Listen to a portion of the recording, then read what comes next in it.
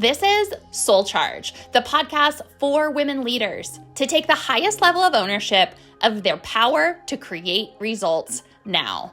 I'm your host, Stacy B. Let's dive in. Welcome back to another episode of SoulCharge.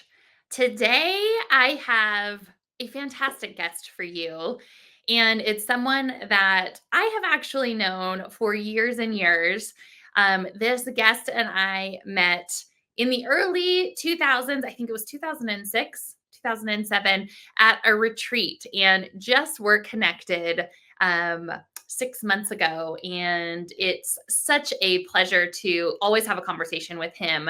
So our guest today, his name is Brian Fretwell. He is a leadership expert and founder of Finding Good. And his mission is really to bring better questions into the workplace leadership to help leaders uncover more clarity, more connection, and more purpose in themselves and their teams.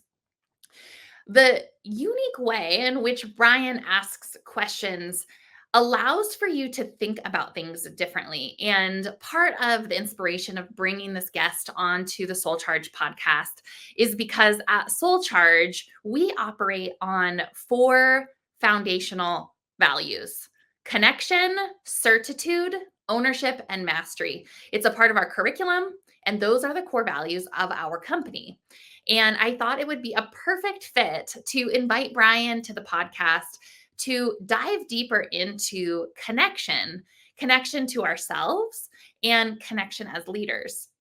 Additionally, we feather in conversation around certitude and what it really means to move through the world without your worthiness on the table for anyone to question or have a say in. So I'm really excited about today's guest, and we'll dive in now.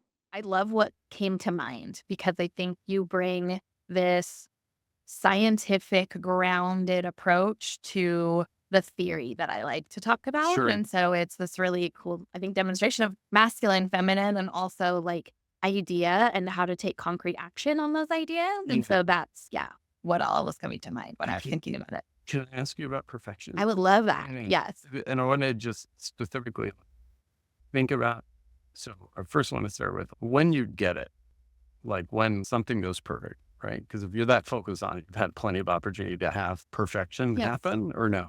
I would say I straddle this line of perfection and excellence because I think it's different, right? I look at it more from this idea of if you're a hostess of a party, and I want my guests to have this experience of comfort and peace and tranquility and not having to worry about it. And so I think that part of it is this idea of I want you to come in and sit on this comfy couch, have your water, and we just dive in and get going. So that balance in perfection and excellence, like if you think about where you've had the situations where you've had it the most, when you get that, what do you actually get more of? Like yourself. I would say control. So when you have control, what do you feel more of? So it's like that, like when you say safety, like that one, that felt like there was a bit under there. Yeah. So could you tell me about what that safety is? This is coming off of a magical experience I had yesterday that I feel like would be so fun to share. Yeah. I'll share it in as succinct as possible. So I had a teddy bear when I was really young called Peanut Butter and Jelly. Yeah. And when I was growing up, I grew up in a chaotic household and things were used as transactions, taking away and blah, blah, blah. So I actually don't have any of my belongings from my childhood. They were taken away or thrown away. And so I found this bear that I had when I was a child for my daughter. And I gave that exact bear. I found it on eBay. Yeah. And so, of course, there's a ton of attachment to the bear, right? Yeah. Like that I wasn't conscious of it. So she loves this bear. She's taking this bear, not knowing my history with this bear. Yeah. Over the weekend, the bear goes missing and I lose my mind. And I reflected on how I was feeling about this bear and thought it was very interesting because this is my daughter's bear, not my bear. And I'm also 37 years old. So it set me into a lot of reflection about what the meaning is on this bear. And what I realized is the attachment that I have to control or things going in a perfect way or excellence is actually not about that, but it's about how I've learned to be safe. Yeah. And this bear represented a time in my life where things were not safe.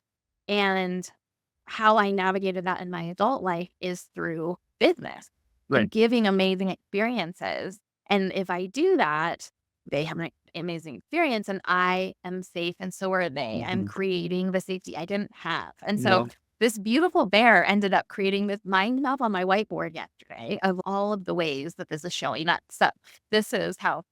So that would make me curious then if you reframe that then, if you think about, and that's one of the reasons we talk about our success map. One of the first questions we always ask is, what would you actually have more of? Yeah. Right? Because underlying the thing we're creating is the thing we're actually feeling, because our brain is trying to wire to just replicate the feeling. Yes. And so in here, safety, we go back to just today, because you talked about wanting to be perfect. And here, can you identify where you created safety for yourself and for me? I cannot. Yeah. If you had to guess, what did you do to help yourself feel safer? I think, and I'm just going to talk through this. Yep. Nope. So I didn't know the tech side of things. So I called my husband and asked him a couple questions so that I could use the mic. And then I'm not really relating that to safety, but I think it's just, but yeah, just getting set up. And I think also process the way that I process of seeing that's where I'm coming from. Right. Also allowed me to see the feelings that were coming up. And so I guess I would say, so there was asking for help and then self-regulating? Yeah, exactly. So I had a few instances where you created safety for me on it. Oh, and if you were to guess what those. How did you feel safe? Yeah, so some things that you were doing. Okay. And I'm gonna see if you can identify them. Okay. Because I came in and we had a few interactions sitting here as we're setting this up. Yeah. What did you do? And this is the cool thing about the thing we're trying to do more of. Yeah. Is that we find it that we're doing it without thinking about it, right? And so you did a number of things to make me feel safe. Okay. Can you identify like what? I think maybe just like walking with you to the bathroom so that you knew where it was and you didn't have to go wandering. Which is interesting. You did that while there was a orchestra playing in the back of your head was like, how are we going to get this done? How are we going to get this done? Yeah. But if you think about it, like when I walked in, there was a stop and pay attention and a hug, right? So that's a reprioritizing. So your driver is safety, not perfection. Yeah. Because if I'm not at least unconsciously thinking about safety, I'm focused, here, go do your thing. I'm going to do here. Right. And so like you stopped, there was a hug, sit down, you acknowledge this. Hey, this is happening. Are you okay? Do you have what you need? We got a bottle of water. There were like 4 or 5 different interactions you have. Is this okay? Is this the right place? All of those are you using what you defined as perfectionism to actually create that safety for both. Okay. And then that checking in for yourself. This is okay. And so the more you're able to see it through that lens. Yeah. And this is actually more of a question. What do you think it would feel like if you consciously approached it as safety? I think it would feel more aligned. And I probably would reframe it into another word because I think at the root it's safety, but it's really like a different word where I think that's the inner child word. Or what is so to dive into that, when you feel real safe, what is the actual feeling you have more? I think it turns into many different feelings. I think it's clarity, calm, passion, purpose. And you're free to just be you and create. Right. Yeah. So identifying that outside of there's the perfection and excellence, which are like the external measures. But okay, to get to that, for you, the thing that gets you there consistently is that, clarity and calm, and I can prioritize those. Yeah. Which, again, if we look back at just this morning, you're already doing. Yeah. But what happens when you consciously do that is it changes the whole. Because now, I've got to be perfect is much different than, for this thing to go perfect, we need to be calm and clear and have direction. Yeah. Right. Yeah. And so it then automatically takes the things that are in here and be like, oh, those are low priority. You can still have perfection with all this stuff not happening because we have these other things that are actually driving it. Yeah. That makes sense. Totally. Yeah. What does perfection mean to you? Yeah, not much because it's not something I spent a lot of time on. Yeah. Yeah, to me, it's an outcome, right? And for me, when I hear it, it's an outcome that's not achieved. Yeah. But if it's not measurable. Yeah. Right? Because our brains are designed much more about, here's what you should have done. I remember I tell people this all the time. I finished a 100-mile race and within 20 minutes, my brain was, oh, we could have done this and we could have done that. That's your brain's survival system. That's never going to go away. But that, okay, if this and this happens, it's perfect. And for you, you have that kind of list now. First, it felt comfortable. We were clear. We had this feeling happen, which is a qualitative measurement for sure. And now I can include and the recording. Some functional things have to be there, but the other measurables have to be there. But like perfection perfect or even excellence can be a trap if they're not defined and not defined in a way that is actually achievable. Yeah. I think that's such a beautiful segue into identity because I think that women entrepreneurs and men entrepreneurs, any entrepreneurs, there is this idea that we identify with our businesses with those measurements that aren't defined. Yep. And so we're chasing something that never leads to happiness, never leads to fulfillment because that's not defined. Yeah. And so how do you define identity? Yeah. What you think of yourself right now. In this moment, not the past. Yeah. So like how you identify yourself right now might be based on the past. Okay. Or it might be based on an idea of the future. But right now, identity is a right now thing. Yeah. Here's how I choose to identify, or here's my identity right now, which the beauty of that is like, that means it's potentially constantly changing, not potentially constantly changing by the brain science. It is constantly changing because right now is different than even right now. Yes. And because part of that is the limitation of your brain to access it all. Yes. But broadening out on that idea, as we talked a bit ago, it's also something, the way I think about myself is extremely dependent on the way I think others think about me. Thank you. Right? Like they're actually interchangeable, right? Because the way we think about ourselves is like evolves, if you will, or develops in our daily interactions. Not just, we tend to think about these big life things that happen, and those can be traumas and high points that definitely charter it. Yeah. But the way I think about myself is also dependent on how I'm interacting with others. And how I'm interacting with others is based on how I think they think of me.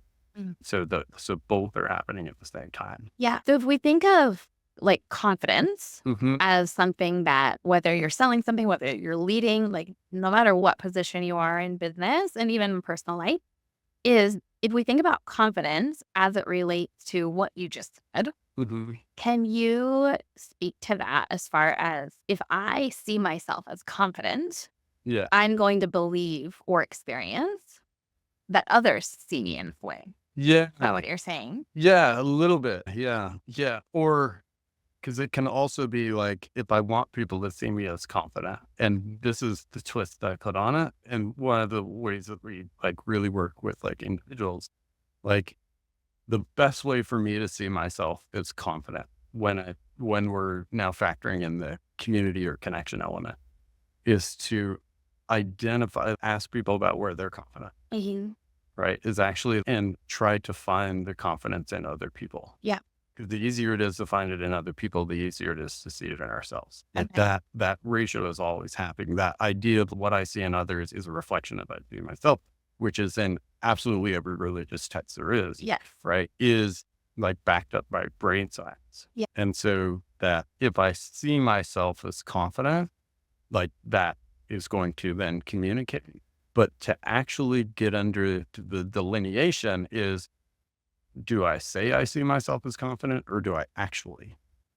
And what we know is that even if I actually do, my brain is actually designed to second guess that. Yeah. And so that if I see am I also interacting in that way? Or rather, just like excellence and perfection, do I have a measurable way to help myself understand if I'm acting in the way that is aligned with my definition of confidence? Yeah. That makes sense? It does. Yeah. Yeah. I'm going to turn this audio on up as a and I didn't. Oh, no worries. And I think about that. I was going to say that, like, that definition of lost it there.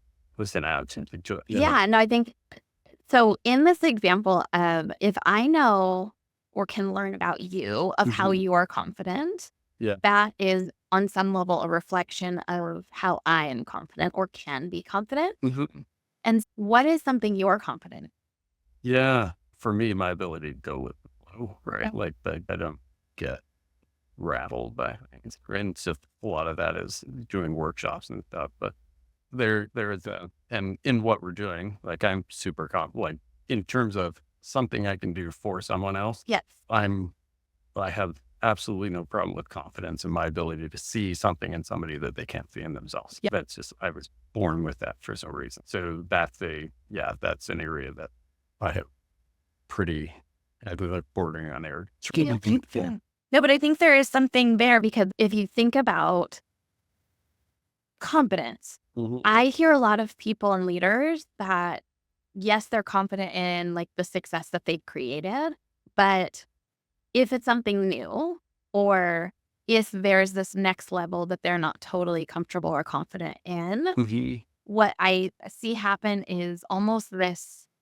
training or rather like conditioning that they subscribe to of I need to go get the strategy or the tool or the tactic to be confident. Yeah. And I love this idea that's actually not confident. Yeah.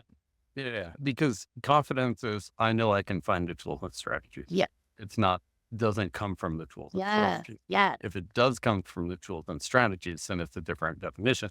And but that also gets into where we really like in finding good, where this idea of connection is so valuable is that if I'm asking you about confidence, what we know about that word is you ask 100 different people to define it, and the definition is going to be different for 100 people because the definition is dependent on our experience. Yeah. And so, like finding these different perspectives on confidence helps me understand it more. Okay. So I define I'm confident based on my understanding and my experience with it. Okay. And so engaging in other people, like, oh, confidence is being able to do this or this. Confidence being like not being able to, but knowing how, or being able to respond to this, like different ways it might show up. Yes.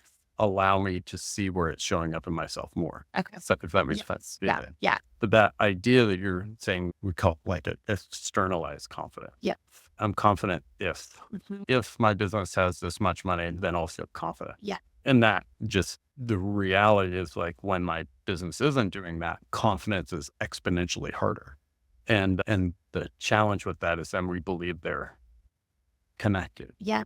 And so that the development of it is how do I remain confident or grow my confidence when the external signs that I'm being confident aren't there? Yes. Because confidence is best not when you're succeeding, but when you're struggling. Yeah. Right? Like its value isn't when you're at the top. Like its value is when we have the valleys because confidence allows us to get through them faster.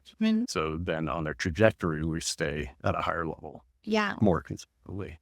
All right. So then in my thought process and in my world in SoulCharge, what we talk about is this idea of bringing it internal and not making it conditioned upon the level of your business success or how much money you're making or whatever the thing is that you gauge confidence on.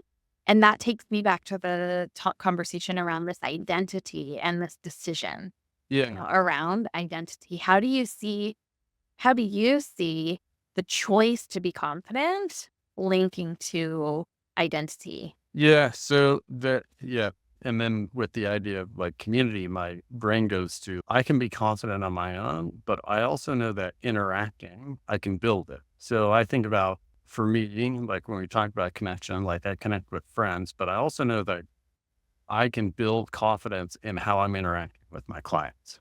So for instance, and when I say that, most people are going to think, oh, when I sell my client or when I get new clients or when I get more clients, that's where we tie it to consistently. we've been doing finding goods for 4 years. And what I found, what we've done a lot in the last 6 months is we actually go back to clients and do an interview with them we create what's called a success map that is like a case study. Okay. How have you used this? Where have you had success? What have you done?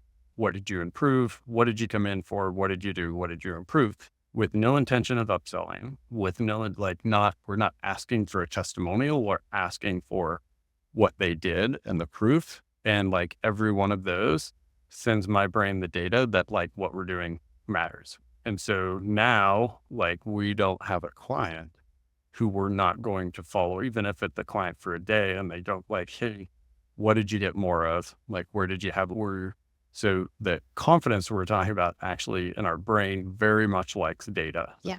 And like our ability to maintain that confidence is dependent on the data we're getting. Yeah. And so that's where that like idea of I don't depend on somebody else to validate me. Yeah. But I get the validation that I need. Yeah. Right. Right. I don't need somebody to give me validation, but that doesn't mean my brain isn't looking for validation to maintain confidence. Right. What I control is how I get that validation. Right. And if I leave the control of how I get that validation to somebody else, I've now put myself at risk. Or worse said, I don't need validation from anyone. Yeah. Because that's the flip. Like I actually have just removed a pretty powerful tool. Yeah. And now I've made it so much exponentially harder to maintain that confidence on my own. Yes. Right. So, and we tell people if that like story of the value you're bringing to somebody else in your partner or somebody else, and they're not, if you can't get validation from the person you want to get validation, that doesn't mean that you don't need it or that you shouldn't go get it. It might mean you don't get it from them. Yeah. And I think that's like the delineation people get in that situation where, I want this person to validate my feeling or whatever, and they can't. So then we go into, I don't need validation. And that's just not true. How we get validation is quite important. How do we self-validate? I know that there's self-regulate, right? Mm-hmm. But it's like, how do we self-validate? Is it what you're saying with the client example of you're not looking for the testimonial, you're looking for the data. Mm-hmm. And that is how you use that and apply that is your form of self-validation. And so it's this idea of driving that more so than relying on others to give it. Yeah. Okay. It's what is the data I'm looking for? Yeah. Right. And when I say data, it's stories. So your brain's story, the data tells the story, right? Self-validation that isn't actually just blowing smoke up my tailpipe, right? Is what data is telling me that I'm doing well, that I'm worthy, that I'm good enough. And when I say that, most people are like, oh, am I making enough? Am I right? Some of these external things that I don't have control, right? Is my net worth here, or am I making this much a week? Important pieces, but pieces I don't have as much control.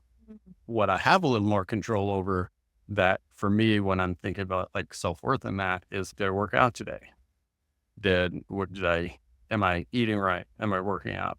Am I spending time on the phone with clients? Am I calling for these reasons? Am I looking for these stories? Am I doing the activities that signal to my brain that I have value? Yeah. If I'm not working out because I have to get this other number, right? Yeah. What story did I just tell my brain? Yeah. That I'll be valuable enough to work out once I do this other thing. Yes. Which means that I'm not valuable enough right now. Mm-hmm. And that's just, I can say that and tell you that I screw that up all the time. Get to the end of the day, I didn't work out or something like that. But like having that kind of measurable, okay, do you think I'm valuable? I do, you know what I mean? Like I have this like confidence or whatever, but what are the things that tell me? Because my brain does a really good job of like pulling the blinders over. Yeah. Oh, and that's in connection. We teach people like how to track that. So for my group of friends, when we do what went well every week, I can tell you when somebody's struggling. Like I always think of Tom. If I can hear in his voice that Tom's struggling, first thing I'm going to ask him is, have you worked out this week? Yeah. Second thing I'm going to ask him is like, what's your diet like? The third thing I'm asking him is like, okay, what are you doing in your job that is going to make you feel like you have control. Because I know those are his three. Because I know that because when things are going really well, Okay. those things are happening. And so that's like this self-guide, if you will. Do I know? Do I have like this little checkoff list when this and this are happening? And I can create that checklist by looking at like when I felt really good, when I was at my best and felt my best, what was happening, right? Are those things happening now? Yeah. Right. And so being able to have that data and checkoff list is about being able to self-validate without, there's a better word than blowing smoke up your own ass, but being able to objectively self-validate versus talking yourself into it. Yeah. Something happening on the stage. Fortunate. Until it's recording. There was like a black something. Okay, work. Does that make sense? I feel like I'm talking a lot. Good. No, it totally makes sense. And here's why I love this, because I spend a lot of time thinking about and researching and writing about confidence. And in my work in SoulCharge, I've bridged confidence over into certitude. And I love the word certitude because it basically is the attitude of certainty. Right. And to me, my perspective of certitude is that it's an internal state versus confidence being this like external measure. Right. And what you just said is in a way how we create certainty to be of value or feel whole and complete, which could translate to value. And valuing self is like working out and eating right and supporting yourself is how you actually move through the world in that internal state of confidence or certitude versus using these external metrics as the barometer. Right. Yeah. And so I love that because I think a lot of times we're talking about worthiness and value, and that it's on the table for someone to take away from it, or it's on the table for them to give their feedback upon, which then changes my perspective of my value or worthiness, where it's flipped in what you're saying of if you do these things that make you feel good, then you're setting yourself up for the success to not put worthiness on the table. Yeah. And it's a little, the thing I would modify a little bit, it's yes, those things make me feel good, but more than that, when good things are happening, these things are happening. Yeah. So for instance, in ultra marathon, right? So you just run 50 and a 100-mile race. Like I tell people they're exponentially easier than most people think. If you can create this minimum, if I ran this many miles a week, if I'm dialing in my diet here, then it's really just like anybody training for a marathon knows you did 5 miles this week, 7 miles. By the time you get to 18 or 19, the marathon's going to be easy because I have this activity that I've seen 100 people, 1,000 people do this activity and get across. So that's, I'm looking at the activity others and myself. So the idea of I worked out today, I don't know why I'm hammering on worked out, but I worked out, I called this many clients, I had this many interactions, whatever that list is. I know when I do that, I'm going to feel better. Yeah. But I also know historically when these things happen, that outcome is more likely. Yes. And so that certainty is about predictability. And the best way to predict the future is to look where success happened in the past. Yeah. The challenge is as individuals, seeing the actual things that are leading to that success is where connection actually comes in. Yeah. Because I can see the strengths in somebody else easier than they can see in themselves by design. Like you can see my strengths better than I can see, or I can see my own and vice versa. Yeah. Because our brains are just designed. That's actually why connection is such a high priority for our brain. Yeah. But the more we're able to see those things that consistently do that, the more certainty we have.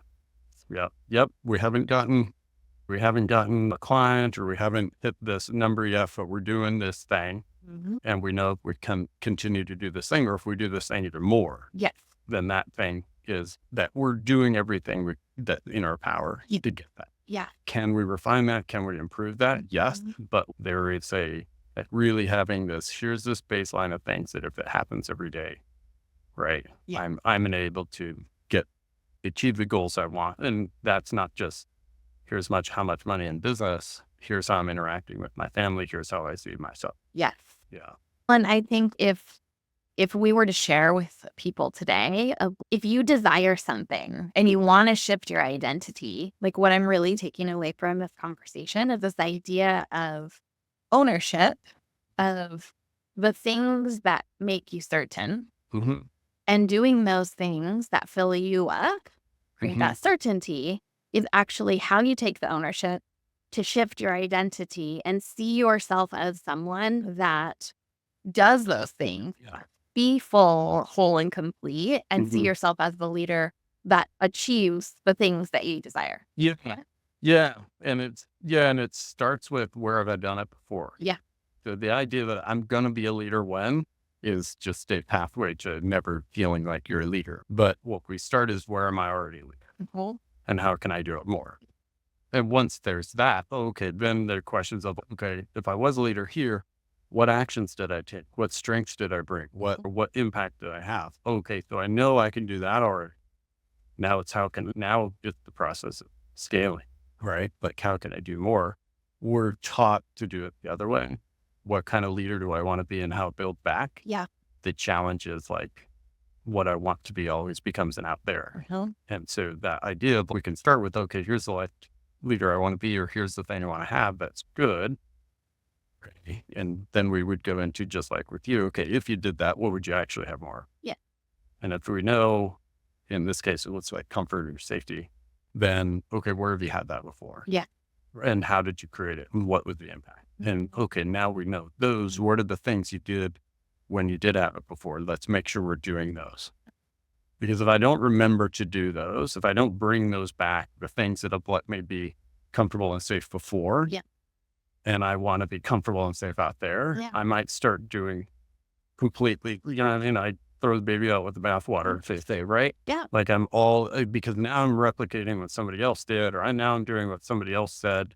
And yet I have these natural, like these things that I've done for years and years that don't take a whole lot of like thought or effort that are going to create a baseline so that I can build off of. And again, it's grounding me in, oh, this is where I already have it. I just need to do more. Yeah. Right. And that feeling for me is certainty. Right. And again, just to use the running metaphor, I've run 50 and 100-mile races in an Ironman. I haven't run much in the last year, but if you ask me, can I do a marathon again in 6 months if I wanted to? I can say with certainty, but it's because I'm able to access the evidence. Yeah. And so challenge and connection, whether it's with ourselves or others, is actually a challenge of data. What data is my brain accessing? What data is my team's brain accessing? And how are we like consciously like using that data and also gathering that data? Yeah. So, I hesitate with data sometimes because everybody thinks of numbers. But qualitative data. And it's interesting because I think a lot of people could go to where in the past where is there evidence that I've been a leader, or where is there evidence that I've been strong in sales? Yeah. It's not always in the business. Maybe you're just starting your business, or maybe you haven't been successful in this particular initiative. Yeah. It's like leading yourself by waking up at 6 a.m. when you don't want to, right? Yeah. It's not necessarily like it has to be in the thing you're trying to pursue. Yeah. I've talked to so many, and this was even before we built Finding Good, that some of the coaching used to do, that we still do some to a degree today, but you'll have a really solid technical person that now has to sell. I hate sales. I'm not a salesperson. Often my first question is, are you married? Yeah, right. I remember Charlie, who's also a personal friend, and he's in the ag space. I remember having this conversation with him 10 years ago or something, are you married? He's not married. I was like, yeah, but you're also not very good looking. And just obviously joking or whatever, I was like, you're not the most attractive person. Like, how the hell did you sell her into that? Yeah. And he just like, oh, yeah. I was like, yeah, there's not persuasion, it's relationship. Yeah. And I was like, oh, you have this relationship. Tell me about how you built the relationship with this person who shouldn't even be in the same damn room with. Yeah. Like you did this, you were able to, and you knew, and you were nervous just the same, and you were self-conscious just the same. And yet You had this, okay, I know what I want and I know I need to make it about. And we just unpack all these tools that he had used, not just to get married, but to stay married because of the same tools. And then also how he'd gotten jobs before and how he'd convinced other people different things because that was the word he was hung up on. And what we're able to do is, when I say sales or when somebody says sales, I'm looking at a different definition. Yeah. When I see my own definition of it. And that's why it's always like, where have you had that before? Then all of a sudden, oh, here's my definition and how it goes. Here's how I show up and do that. And when we think about that in the team dynamic, that, boy, you sold a bunch this week, we usually go right into praise and recognition. But if we stop and say, how did this happen? What was your unique approach? What did you do different? What happens is the individual we're asking sees it more clearly. Yes. But also we see it. And that piece of data, we actually really encourage people like weekly having that conversation and writing it down. Yes. And then after a couple of months, oh, here's all the things that you did to drive towards this goal. Right. Here's all the actions you took. Here's all the successes you had. Here is how you brought that. Yeah, absolutely. And a clear understanding. We have some of these with our team because we used to do what's called a value exchange every week. And we would write it down first. Here's 2 things you did that brought value to me. Here's 2 things that I think brought value to you. Yes. And those are written down and named. And then at the end of a couple of months, we create a summary. Okay. Here's all the value you brought to the team. Yeah, that's so good. In your own words and in your team's words. Yes. Yeah. But that's all when I'm talking about data, like the data of how you got the sale, the data of how you brought value, the data of what was your client's actual experience. Yep. If connection is looking for that data, right? And the more intentional about it and then actually track it. Yeah. Specifically the data we know that is going to lead to more confidence or certitude, or whatever it is we're trying to have more of. Yes. Right? Yeah. Yeah. Like that intention. We have 27 conversations a day. Track 1 or 2. Yes. Yep. Right? Yeah. And be intentional about 1 or 2. And then it creates a clarity of, okay, here's the things that are helping me stay. Yeah. Certain. Yeah. So the value exchange was asking you 2 things that, or I would tell you 2 things that you brought how you brought value to me. And then last week, you would tell me 2 things that I brought value to you. And even when we would.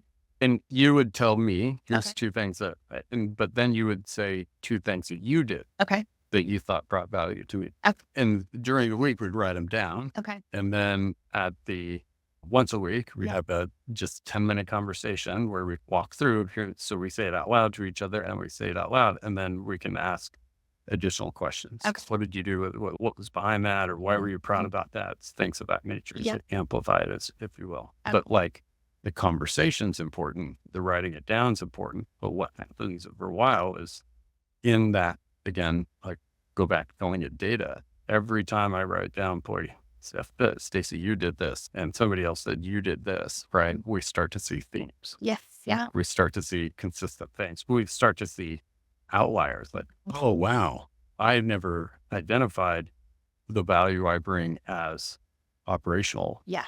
Sort of whatever the case line. Yeah. And that, like, we rely on each other to learn and understand each other. And so operationalizing that, making that part of the process is like it's where we leverage so many of the tools and technology that we have to amplify this primal thing our brain is looking for, right? That amplify the way our brain has designed to learn from each other since we were sitting around campfires. Yeah, totally. Yeah. Yes. Yeah. So how can people find you if they want to learn more about Finding Good and Brian Fretwell? Yeah. Findinggood.com or find me on the socials. On the socials. Yeah. We're trying and we'll put all of your handles in the episode. Yeah.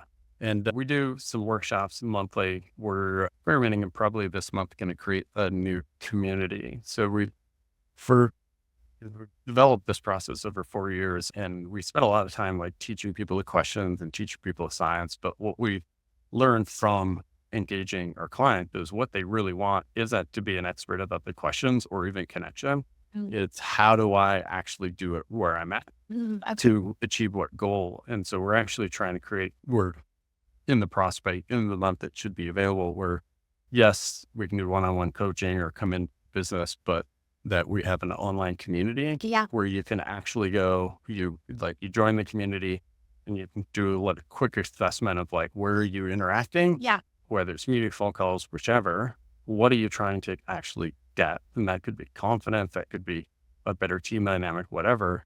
And then you actually get, here is the data I would look for, right? So you give them an idea of, okay, it could be in this conversation. Here's a conversation way to get it, or somewhere other way, but a place for them to go and not just identify the data they're looking for, but also engage with other community members to get it. So if it's on my own and I'm like, I'm trying to be more confident and identify that, then I can actually get on with another community member and we have the conversation once a week. So it would be simply something like, hey, what did you do to create more confidence this week? Or where did you feel most confident this week? Or how did your confidence impact somebody else this week? And so you would partner up with somebody else or maybe another group to do that over 3 or 4 few months. And now you're starting to get your own data. And you can do that with teams, or you can do that on your own. But that idea of helping people create those sort of checklists. Here's the value I bring. Here's the impact I have. Here's the strengths that I bring. Having clarity of that, and then learning to help other people create that clarity is what we're trying to create. So powerful. It's fun. Yes. It's super fun to see people have the interactions. So many insights and ahas. That what I love about your work and your approach is that it's very much based in the root versus dealing with symptoms of things. And of dealing with root. And if Vivek Murthy's outlined, loneliness is the biggest epidemic in the country, right? And so I used to spend a lot of time on engagement, on resilience, on turnover, on safety, on operational efficiency. They all have their root in connection. Everything. The more connected the culture is, the less safety outcomes you have, and the more production you. It's not to say there aren't all these other things that you need, strategy, blah blah blah. But just as we were talking at the beginning, I can't get help until I have connection. All these other things we want in our business, in our life, if connection isn't at the root of it, are just exponentially harder. It's not that we can't do it. But that if we have a better understanding of connection, meaning the shared data, right, and to intentionally share that data, then our ability to do those other things is maximized because we're actually utilizing the full potential or a fuller potential of the folks around us. So good. Are you loving SoulCharge? If so, hit the subscribe button, leave a review, and share an episode. We want to bring powerful content to women leaders each week so that women can be unleashed to create the results that they want now. Thanks so much for listening, and we'll see you next week.